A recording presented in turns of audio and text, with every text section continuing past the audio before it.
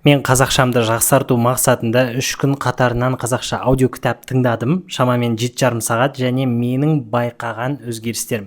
Біріншіден, тіпті 3 күн өткенге қарамастан белгілі бір нәтиже байқалады, себебі шынымен де маған сөйлем құрау оңайырақ болды.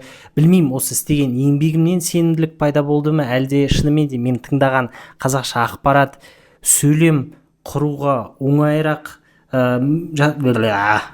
яғни көп қазақша сөйлем тыңдағаннан кейін жаңа сөйлем құру оңайырақ болды ма, әйтеуір маған өз ойымды жеткізу ыңғайлырақ бола бастады. Және тағы байқаған бір нәрсем, көбірек қазақша сөздер есіме түсіп жатыр. Мысалы, бұрын аз кітап тыңдаған кезде, қазақша баламасын білмей орысша айта саласың, бірақ қазір көп 7,5 сағат ойлаңыз қазақша тыңдадым.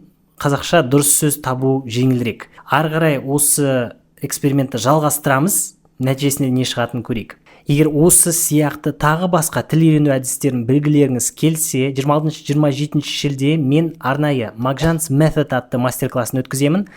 Ол мастер-класста маған ағылшын тілінде A2-ден C2-ға дейін жетуге көмектескен барлық әдістерді айтып беремін. Мастер-классқа қатысу үшін менің жекеме мастер-класс деп жаз, толығырақ ақпарат жекемде.